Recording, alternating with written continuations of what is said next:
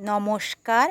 আজ আবার একটা নতুন দিনের শুরুতে আমার চ্যানেলে আপনাদের সবাইকে জানাই স্বাগতম।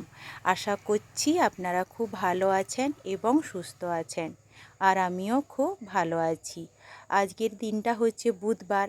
এখন বেজে গেছে সকাল 11:30। আমি ওই সকাল থেকে আমার ছেলে স্কুলে গিয়েছিলাম। ওর স্কুলে একটু মিটিং ছিল, কারণ ওদের তো এই সেকেন্ড টার্মিনাল পরীক্ষা শেষ হয়েছে, তাই তার রেজাল্ট আউট হয়েছিল। এই কারণে তোমাদের সঙ্গে আমি সকালের কোনো কাজটা শেয়ার করতে পারছি না। চিকেনটা দেখো, আগে ভালো করে ধুয়ে ওটা ম্যারিনেট করে রেখে দিয়েছি। তারপরে আমি ভাতটা চাপিয়ে দিয়েছিলাম, ভাতটা হয়ে গেছে। এখন দেখো একটু চাটনি বানাচ্ছি। টমেটো অল্প ছিল, তাই ওই 3টে টমেটোর সঙ্গে 2টো আপেল দিয়ে দিয়েছিলাম। আর আপেলের সঙ্গে না টমেটো চাটনি খেতে খুব ভালো লাগে। একটু নাড়ানাড়া করেছিলাম, তারপরে চাপা দিয়ে দিয়েছিলাম। তারপরে দেখো অল্প জল আর চিনি দিয়ে দিয়েছিলাম।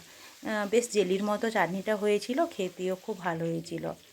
আর আমাদের বাড়িতে মাংস রান্না হলে আলুর সঙ্গে পেঁপেটা সবাই খায়, তাই একটু আলু আর পেঁপে বেশি করেই দিয়েছি।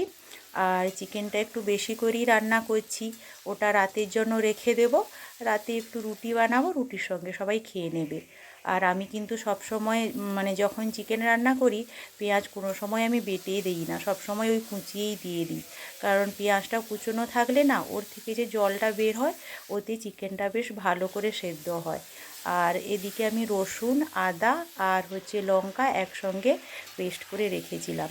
আর তারপরে দেখো টমেটো দিয়ে দিয়েছি, দিয়ে মাংসটা একটু নাড়ানাড়া করছি। আজকে আমি তোমাদের সঙ্গে শুধু দুপুরের রান্নাটাই শেয়ার করছি। এদিকে দেখো চিকেনটা প্রায় হয়েই এসছে। অল্প করে জল দিয়ে দিলাম আর একটু উপরে গরম মশলা দিয়ে দিলাম। দেওয়ার পরে দেখো চিকেনটা হয়ে গেছে। আজকে আমি তোমাদের সঙ্গে একটা ছোট্ট মিনি বক্স শেয়ার করলাম। যদি ভালো লাগে লাইক করো।